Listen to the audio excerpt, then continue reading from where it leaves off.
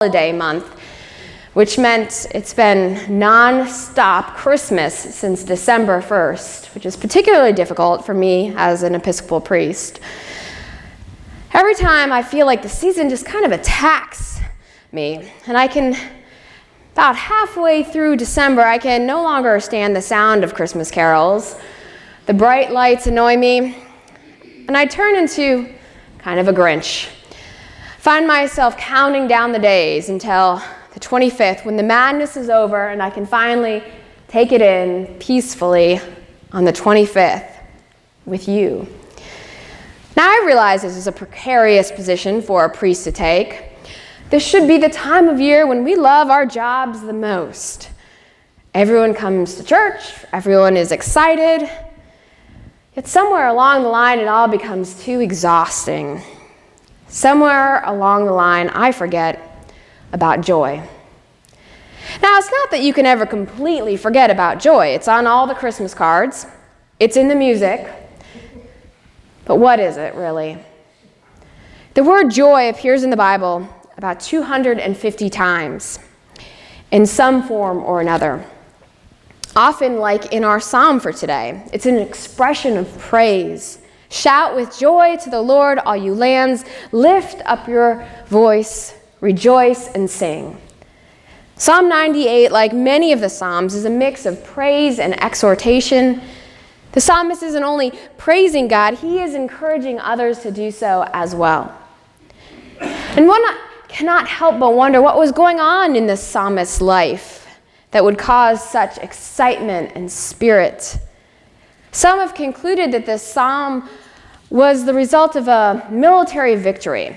As verse 3 reads, "The Lord has made known his victory, his righteousness has he openly shown in the sight of the nations."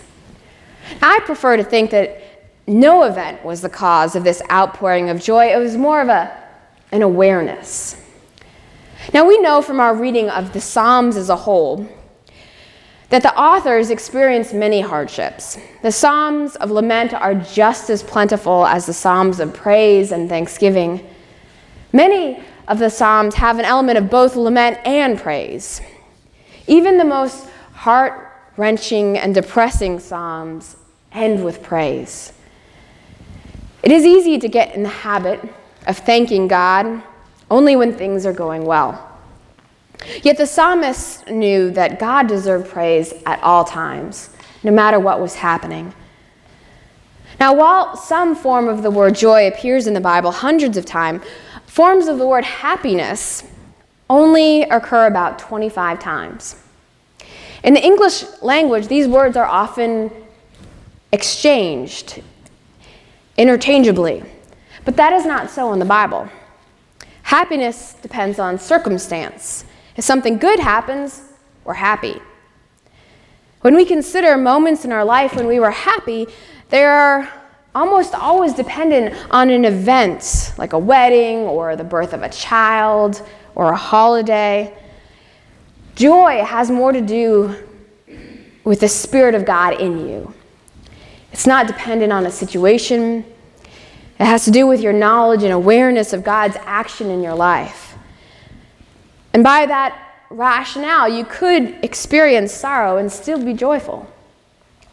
Now, if you were to look up how to be happy on Amazon, you'll find thousands of results. There is a whole section in their books called Happiness Self-Help. Now, most are books like How to Make Yourself Happy, How We Choose to Be Happy, What Happy People Know. The majority indicate that your efforts will allow you to be happy. That's what happiness is about.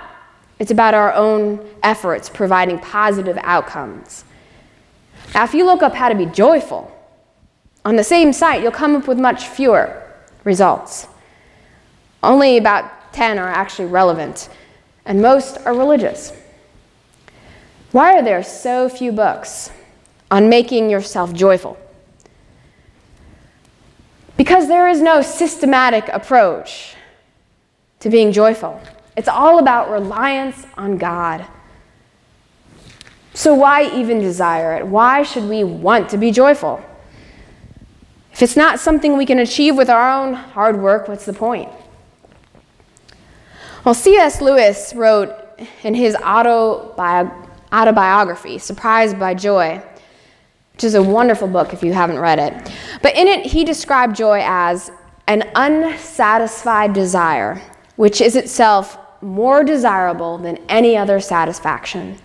I doubt whether anyone who has tasted it would exchange it for all the pleasures in the world. That sounds pretty tempting. So how do we acquire this elusive joy? Well, the most frustrating thing about joy is also the most beautiful thing about it. You can't earn it. You can't force it. No one can ever tell you, well, if you just try hard enough, you can be joyful.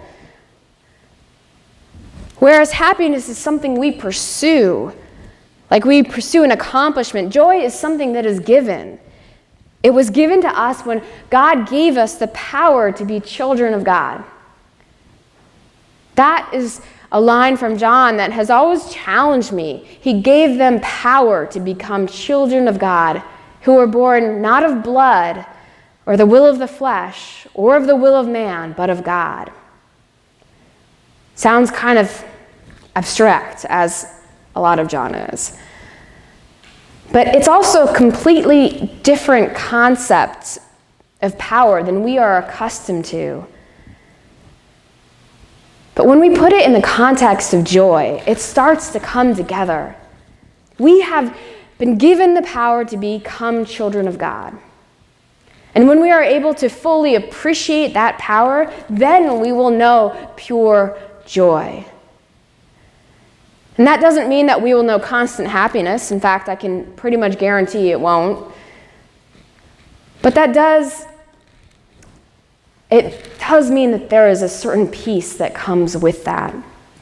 It doesn't mean that things will fall into place and our life will turn out exactly as we wanted. But it means that we will accept God's role in our lives and the gift that God has given us, that we are children of God. And it's Jesus' birth, death, life, and resurrection that gave us that power. And once we have that, we have no choice but to shout with joy, to join with the rivers and the sea in exultation, as our psalm says. I suppose that I, probably like many people, have put too much emphasis on the idea of being happy during Advent and Christmas. In fact, in general, I think in the church we always expect people to be happy. And then, when I haven't been happy, I thought I must be missing something. Yet now I realize it's about joy, not happiness. And if happiness comes along with it, well, that's better. But for now, I will rest in my awareness of God's presence and allow that to bring me joy. So I wish you not a Merry Christmas, but a joyful one. Amen.